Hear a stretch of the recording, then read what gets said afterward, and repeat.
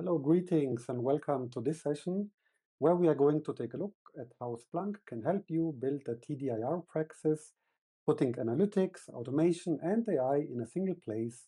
My name is Angelo Brancato, and let's get started.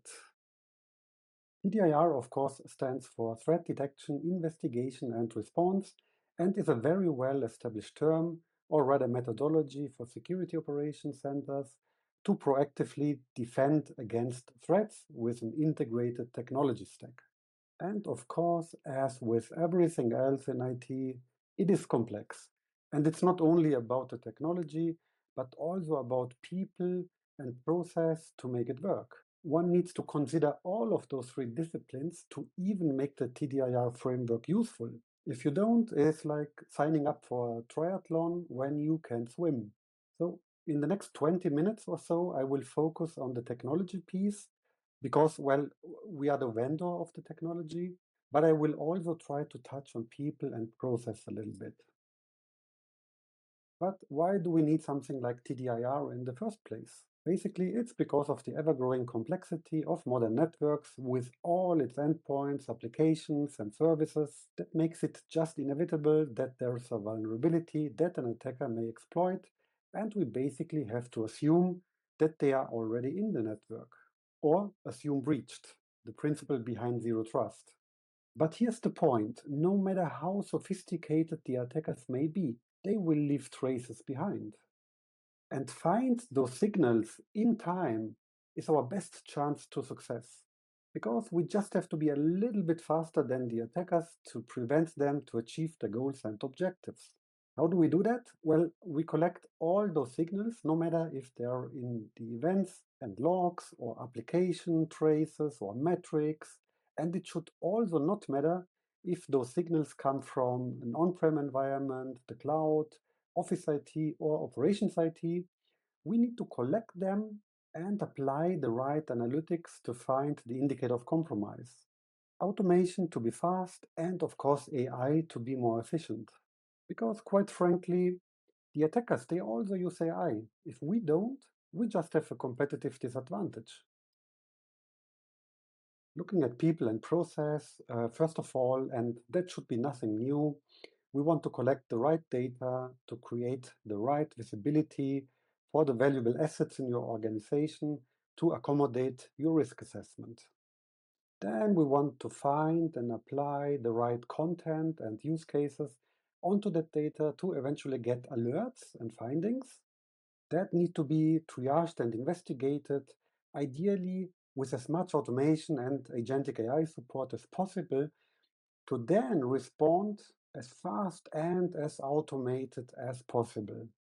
And everything needs to be integrated in one user interface for collaboration, one query language to avoid lost in translation, and one agentic AI assistant toolset that has all the context in order to help the analyst very efficiently.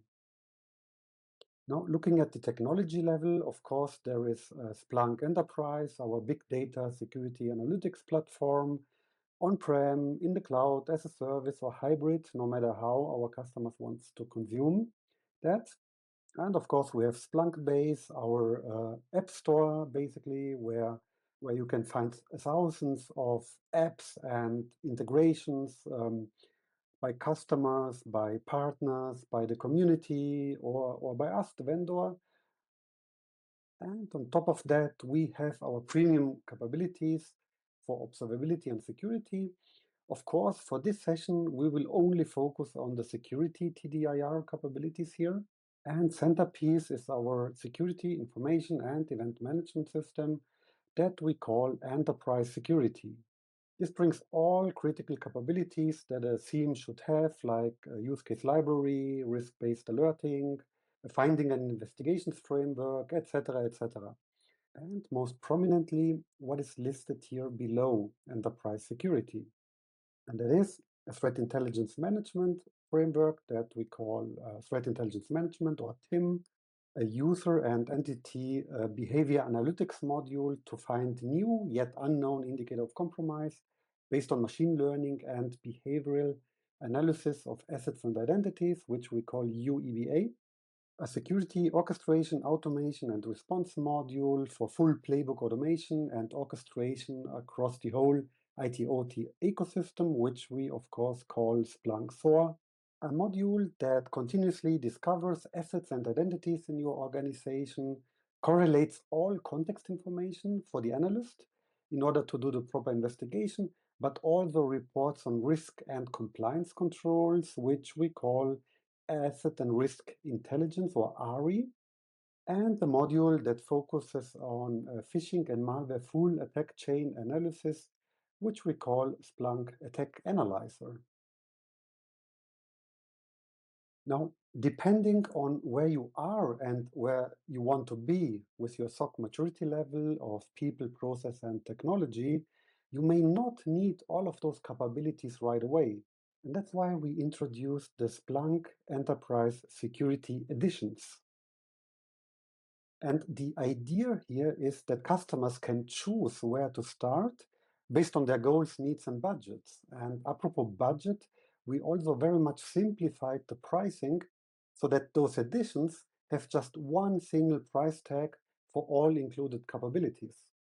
So enterprise security is the user interface that integrates all capabilities.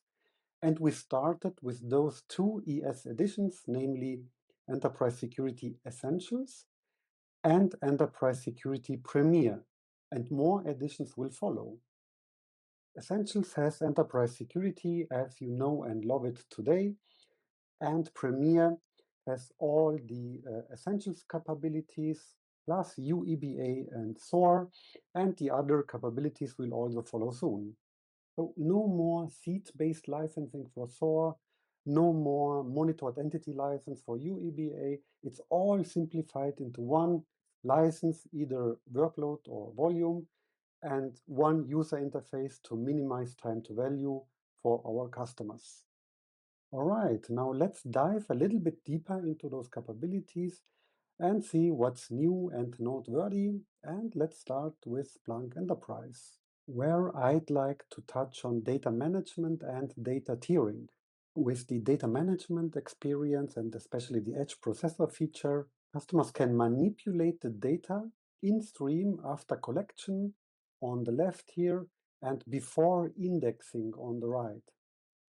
With the edge processor that is again available in the Splunk Cloud and also on-prem or customer managed, the data can be filtered, masked, normalized, enriched, or whatever needs to happen with the data in stream before it gets indexed. After the real-time in-stream data manipulation, the edge processor can then route the data either to the Splunk index in the cloud or on-prem, or to a third-party data lake like Amazon S3. And with federated search and federated analytics, the data can then be searched where it is without the need of moving the data from one environment to the other. And why would you do that data routing? Well, because not all data may be the same. There is data that you may need in the more costly hot storage for real-time correlation, and there may be data that is not that real-time sensitive, maybe for compliance reports or forensics, that can reside in a cheaper data storage, and Splunk is still able to search all that data with federation without the need of copying the data from one bucket to the other. Moving to Splunk Enterprise Security, as mentioned, Enterprise Security is the linchpin for all the TDIR workflows and capabilities that we mentioned, and Mission Control is that central user interface. Actually, let's have a quick look in the live environment. As you can see here, I have the Enterprise Security Essentials version, and if we go to Mission Control, we can see the analyst queue with all the findings and investigations. Each finding has a risk object that can be a user or another entity, like an endpoint. And in this case, we have a user named Wakanda, which I guess is rather a country in the MCU, but never mind. What's important is that we have intermediate findings in the risk index. So let's go and look at those. And what we can see here in a chronological order is all the intermediate findings that contributed to that quantitative risk score. And we can also see a little threat topology where we can see that Wakanda used those two executables, networkscanner.exe and nmap.exe, which also got used by another user, Chadwick Boseman, who actually has even a higher risk score, which is already great information. So what we saw so far was basically the result of ingesting data and applying a use case like that brute force access behavior detected that triggered the findings. And that's basically the TD in TDIR. And now let's move from threat detection into investigation. And to do that, let's pick a different finding, maybe this one, malicious PowerShell process encoded command on fyodor.splunk.company.com. So that's the threat object. So let's click on that and let's start the investigation. And this is now where the analyst can do the investigation and can follow a response plan and collaborate with other analysts following the phases in the response plan. Like here we have initial triage, search for ALCs and IOAs, render verdict, and within the phases we have very concrete tasks that need to be followed up. In this case, the first task was executed by a SOA playbook, which basically decoded the encoded base64 string here. But the task can also have manual items like a Splunk search. Of course, the beauty is that from everywhere we can always dig deep into the data in Splunk with SPL, and we can attach whatever we find here onto the body of evidence here within the investigation. And that brings us to the threat intelligence management capability that is directly integrated into enterprise security. And if we go back to our incident here, that would be the menu item intelligence. So whatever threat intelligence feed that we ingested into enterprise security gets correlated with all the artifacts that are part of that finding. And if we click on it, like for example, on this hash value here, we can see that it got reported by CrowdStrike and by Alien Vault. And of course, the scores get normalized and gets presented to the analyst in a very, very nice and integrated fashion here. So the threat intelligence management capability is basically the evolution of the threat intelligence framework in enterprise security and is always there also in the ES Essentials edition. Now let's look at the user and entity behavior analytics capability, where we use real-time stream analytics and batch unsupervised machine learning models to find new indicator of compromise based on user and entity behavior, which is ideal to uncover, for example, insider threats and advanced threats. Let's also take a sneak peek at the UEBA capability, and let's go back to the analyst queue, where we have some users with the 24-hour risk score threshold exceeded. And let's zoom in to a user, maybe this one here, Rosane Italiano. Not really an Italian forename here, maybe it should be Rosanna. But what we can see here is that we have 13 intermediate findings. So let's click on those. And sure enough, all those intermediate findings are UEBA findings, like an unusual login time per user, or a rare Windows domain login by user, and so on. So let's deep dive into that. So let's click on that risk score of Roseanne. And what we can see here is the new weighted risk score, which goes from 0 to maximum 100. And we can also see very granularly what contributed to that risk score of 52. Now let's dig a little bit deeper and open the UEBA entity analysis, where we can see all details about that user entity. In this case, not much, because this is a demo system, of course, but what we could see here is a peer group analysis, a detection heat map, so what detection triggered at what time, and of course also the details about the UEBA detections. For example, brute force access behavior per user detected, which contributed 11.6% over the last 7 days to the risk score. And let's see the details. The green area is the baseline where we see the normal activity for that user. And the yellow dot here is the anomaly that led to that finding. Moving on to SOAR, and we already touched on that. SOAR is now seamlessly integrated into enterprise security and the whole TDIR workflow. So let's revisit our investigation in enterprise security and the response plan, where we had a SOAR playbook doing the initial triage and basically decoding the base 64 string and doing some investigation on the artifacts. We can now, of course, go to the automation tab where we can see all that automation. We could go in and edit the playbook. Let me open that in a new tab here.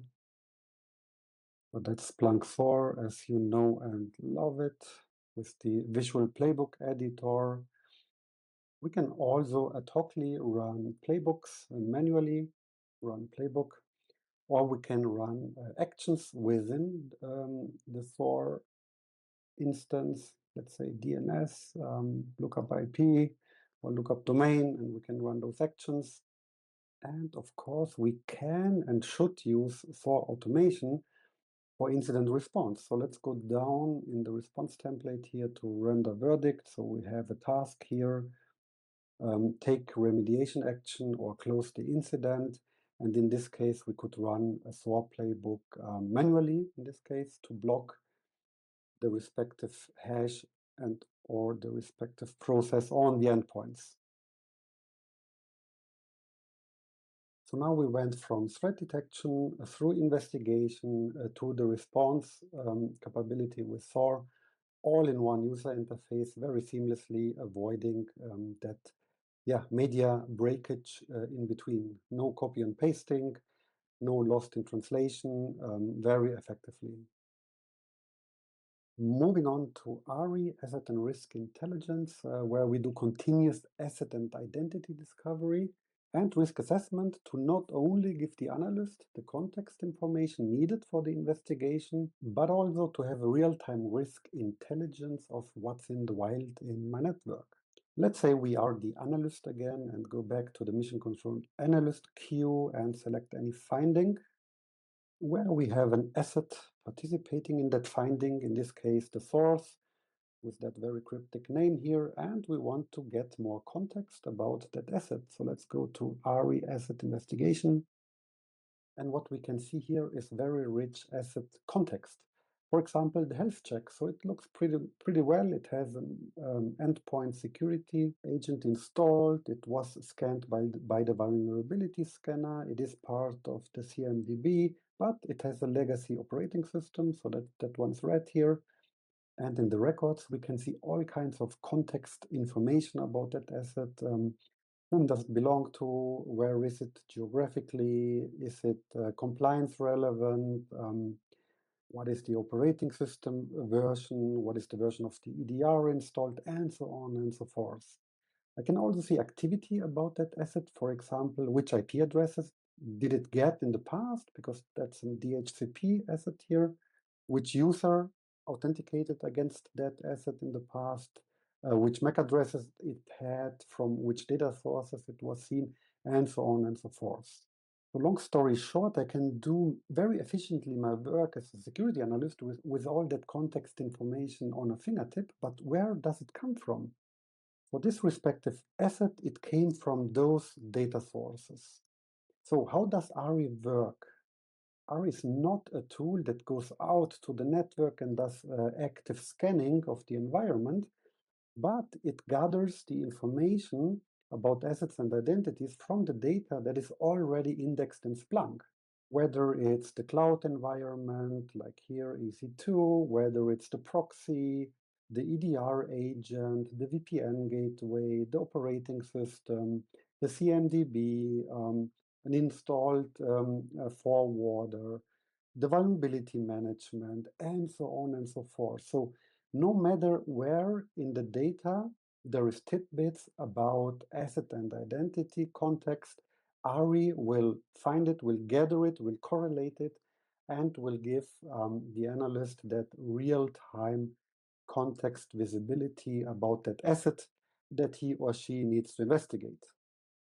And last but not least, the Splunk attack analyzer capability, where we do a full attack chain analysis, taking out the manual work for analysts to, for example, analyze employee-reported phishing emails. So let's also take a look on how that looks like. We have that email that got submitted to attack analyzer mobile activation.yml with a verdict of phishing and a score of 100. So what did Attack Analyzer do here? First of all, it parsed the email body, and there was an attachment, an encrypted PDF. So it decrypted the PDF with the password that was in the email. There was a QR code in that PDF. It resolved the link, the QR code, and that pointed to a credential phishing website. But that was not enough for the attacker. After harvesting the credentials, the attacker placed a malicious a zip file there where there was an executable that attack analyzer detonated in the sandbox and detected this malware here. So what attack analyzer does is it follows the attack chain as the attacker designed it, as deep as possible and as deep as necessary, just like the victim would fall for it. And the result is that very high fidelity score that can be acted on it right away. So if we scroll down, we see all those engines that analyzed that email thread. We can see the PDF file with the QR code and the credential phishing website, and also the sandbox execution of that malware. We also integrated a reverse malware engineering agent into the attack analyzer. Let's say the attacker placed that SVG onto the website that says, click me, make me meow, which looks suspicious by its own. But what the attacker did here is they embedded malicious JavaScript code into the SVG, and the reverse engineering agent does all the reverse engineering, comes up with a description, and also extracts the relevant code from within that SVG file, taking away that repetitive task from the analyst, making it very, very efficient and very timely for the reaction. And to do that, we use our very own trained LLM AI model called FoundationSec that can be found on Hugging Face or here on the website fdtn.ai, which of course is also integrated into enterprise security as the AI assistant for security. And you can access that, for example, here in the analyst queue by clicking on that top right AI assistant logo. And now let's say I'm a very junior analyst and I don't really understand what's going on here. I can basically talk to the machine and ask what's going on here. And the AI assistant for security will explain the incident with all the context information that it has from that incident. I can also ask it to give me some follow-up actions. For example, what other hosts are infected? Create an SPF.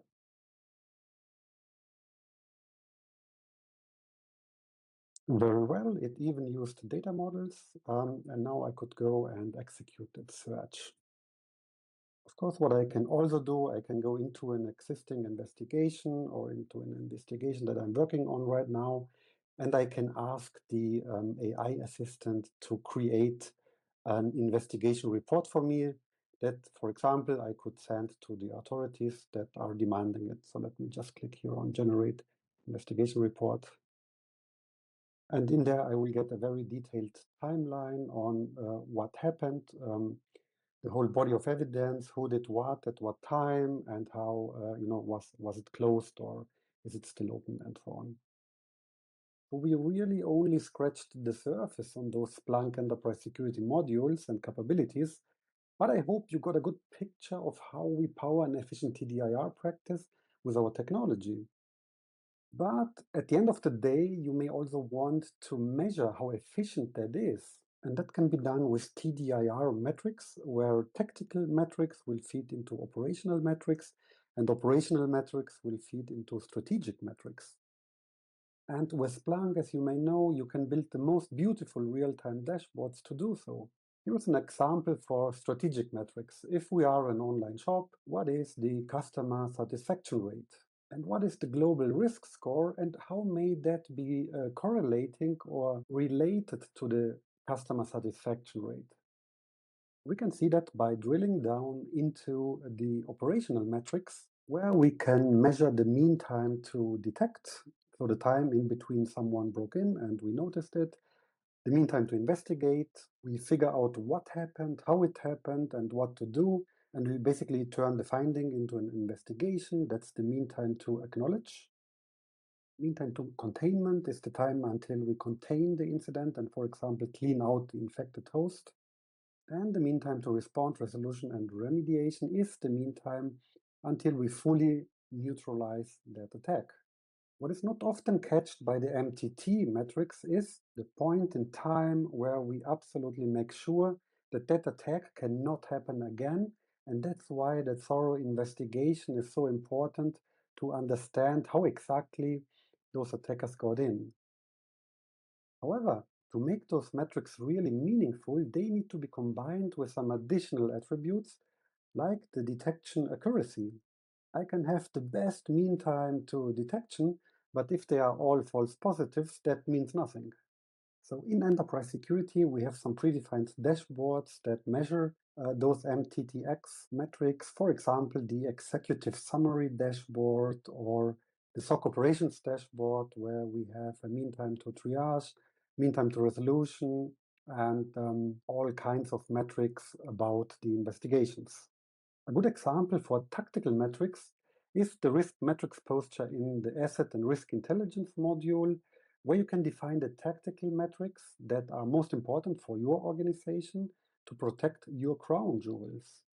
For example, we could have a risk compliance rate for critical servers that need to have an EDR agent installed on it, and those who don't, they will immediately show up as defects. That, of course, can be turned into findings that will trigger the whole TDIR process. So, why do customers choose Splunk Enterprise Security to power their TDIR? Well, because it's open with a huge community. It is data-driven and data-native with all the data management, data tiering, and federation capabilities that we discussed. It can be deployed wherever customers need to, as a service, in the cloud, or locally to fulfill data sovereignty or regulations requirement, or both in a hybrid scenario. It is very mature, and for instance, in the Gartner Magic Quadrant for theme, we are again a leader this year, actually for the 11th consecutive year. And we are also an innovation leader, now better together with Cisco, doing innovation for security for AI and security with AI. Thank you so much for your time. Let's stay resilient and talk soon. Ciao.